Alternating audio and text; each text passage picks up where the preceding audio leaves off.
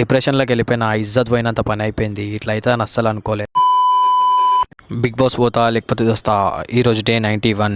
ఈరోజు విషయానికి వస్తే ఇక రాత్రి అంతా డిప్రెషన్లో ఉండి పొద్దున్న లేచే వరకు 10:30 అయింది. జిమ్కి లేట్ అయింది కాబట్టి మా బస్సులో ఉన్న జిమ్కి అయితే వెళ్ళిపోయినా. డిప్రెషన్లో ఎందుకున్నా అనేది కూడా కారణం చెప్తాను, లాస్ట్ వరకు వీడియోని చూడరు. ఈ రోజు నా వర్కౌట్ వచ్చేసి బ్యాక్ వర్కౌట్. ఇక దానికంటే ముందు కార్డియో అయితే చేసిన. అది 30 మినిట్స్ చేసిన దాని తర్వాత 1 కిలోమీటర్ నడిచిన, 50 క్యాలరీలు అయితే బంద్ చేసిన. ఇక వామప్ అయితే చేసుకున్నా. వామప్లో ముందుగా 15 పుషప్లు అయితే కొట్టేసిన 15x3. ఇంక ఈరోజు డిప్రెషన్లో ఉండడానికి కారణం ఏంటంటే కరెక్ట్ 23 రోజులు బ్యాక్ నేను ఒక తోపుని లెక్క ఫీల్ అయిపోయి నా అంతలు నేను ఒక ఛాలెంజ్ అనేది చేసిన. 23 డేస్లో యాప్స్ చేస్తాయి పుట్ట కూడా కొడతా అని చెప్పేసి. కానీ నాతో ఏం శాత కాలేదు, నాతో అస్సలు కాలేదు. ఎందుకు కాలేదు అనేది రీజన్ ఏంటంటే నేనే రీజన్స్ ఏంది అంటే కంఫర్ట్ జోన్లో నుంచి బయటికి రాకపోవడం, పొద్దున పూటలు ఇవ్వకపోవడం, రాత్రి పూట లేట్ వండడం, డైట్ తీసుకోకపోవడము. పొద్దున పూట లేట్లు ఇవ్వాలి, జిమ్కి లేట్ పోవాలి. ఇక లేట్ పోతే ఇక్కడ వర్కౌట్ అయితే చెప్పు ఏడ యాప్స్ అయితే 23 రోజులలో. ఏమో నేను చేసిన ఛాలెంజ్కేనేమో దేవుడు ఈ మార్చి మంత్ని చాలా మెల్లగా పోనిచ్చిండు, నేను మంచిగా కన్సిస్టెన్సీగా చేయాలని చెప్పి. కానీ అయినా కానీ సరే నేను చేయలేకపోయినా. రీజన్స్ అంటూ చాలా ఉన్నాయి ఇప్పుడు చెప్పుకోవాలంటే. ఆ మధ్యలో ఎక్స్పైర్డ్ ప్రోటీన్ పౌడర్ తాగినా దానివల్ల కూడా ఒక రీజన్ అయిపోయింది. కానీ అవన్నీ రీజన్స్ చెప్పుకోను. ముందు నేను చక్కగా లేను, అవన్నీ చెప్పుకొని ఏం లాభం చెప్పండి. నేను ఛాలెంజ్ ఫెయిల్ అయితే కనుక నేను ఇన్స్టాగ్రామ్లో లైవ్కి వస్తాను, నన్ను బూతులు తిట్టుర్రి అని చెప్పేసి అన్నా. నా ఇన్స్టాగ్రామ్ అకౌంట్ కూడా డిలీట్ చేస్తా అని చెప్పేసి అన్నాను నేను. సో మీకు చెప్పినట్టుగానే నేను ఫెయిల్ అయినా కాబట్టి, నిన్న వర్డ్స్ మీద ఉండలేకపోయినా కాబట్టి